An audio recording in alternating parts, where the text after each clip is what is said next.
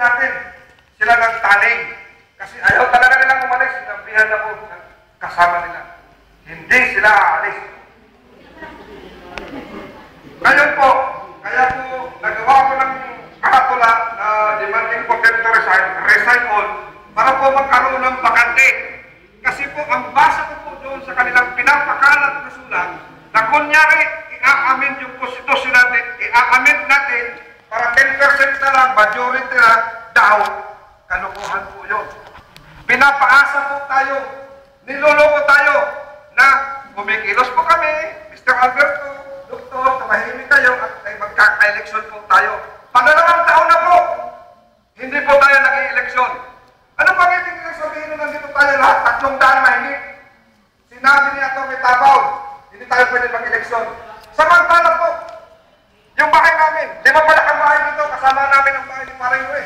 Si Doktor, nag-i-eleksyon kami. 100 na tao, nakakapag-eleksyon. Naging 200, 150. First time in the history, nag-300 yung tao dito. Hindi nagpa-eleksyon. Kasi daw, susundin daw ang tama. Hindi ko nga kailangan kasi may president na eh. Marami na ang president, attorney. Magkakata-problema yan. Ngayon po, ang dinig ko nga, marami na problema, hindi pa nila naaayos. Pilit tayo na ayos, nag-record. Pilit tayo na ayos. Pero kulang pa rin ang ayos, kaya hindi pa sila pwede umalis. Siguro, naiintindihan niyo po ako. Kung kayo po ay nanghiram ng pera, wala ka pang pagbayad, hindi mo rin maibalik na kulang. So, palitan mo ng resibo yan.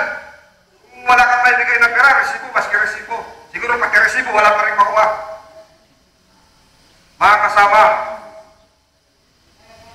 ito na po ang oras. Mabutit, nandito na tayo lahat.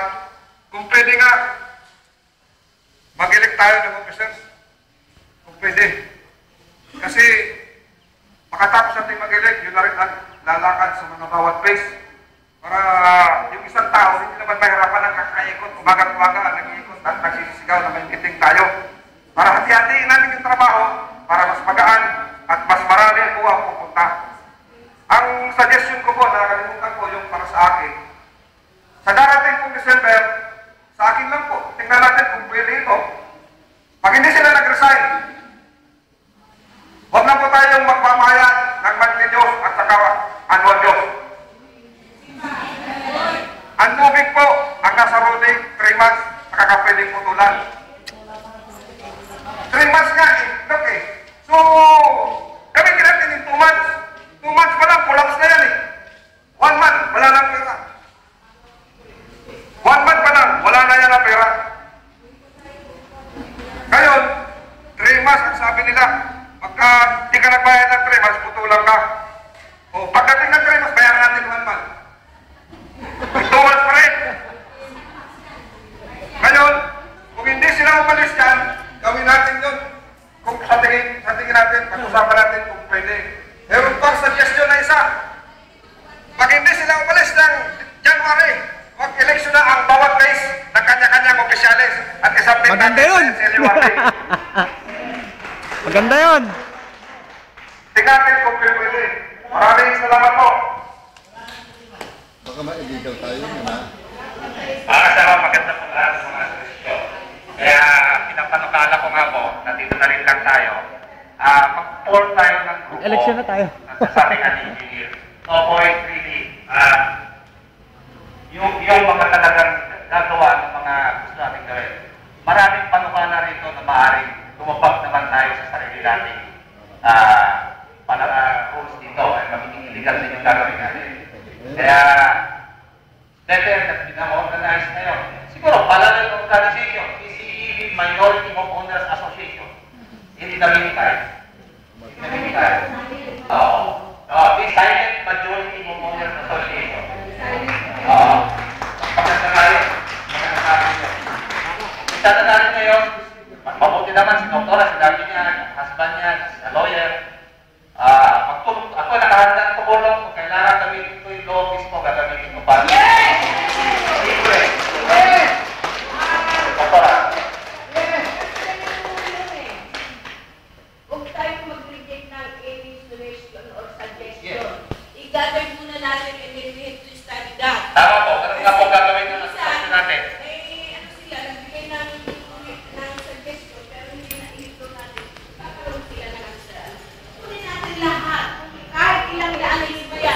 let us study that. Tama po. Para sa akin, pagkatapos natin ang pag-aralan, sabihin natin na, dito may tatamaan tayo dito. Paliwanag natin sa kanila kung bakit ganito.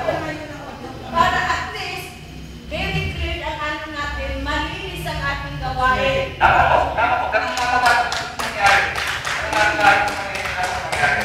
So, siguro po, Okay lang yun yung mga sulat. yung mga ibigay mo na po tulad sa mga engineer, may doktor, sino, para pag-select na po ng class. Ano po committee?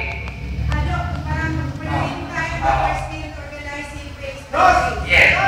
Tama po yung pangalan natin sa suggestion na silent majority of voters association.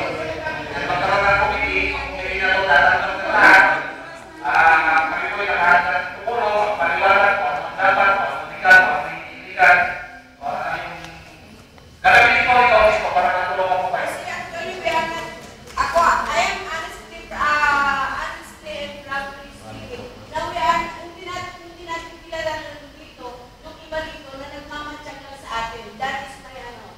Di ba, wala tayong ginagawang masama? Yeah, may nagmamatsyag sila. Let them do it. Naku, Free country. because sabi ko, yung mga iba sa office, marami tayo naiinom. Kaya, sometimes nag-ano rin ako sa loob sa lugar ko. Ayaw yung pinag-galing dito, kaya nabigyan ako. I know all what is happening. Tandaan ko na ako. May mga sayawat, may mga ano. Wala po yan. Di paano, kanya-kanyang kandidato na naman. Officer,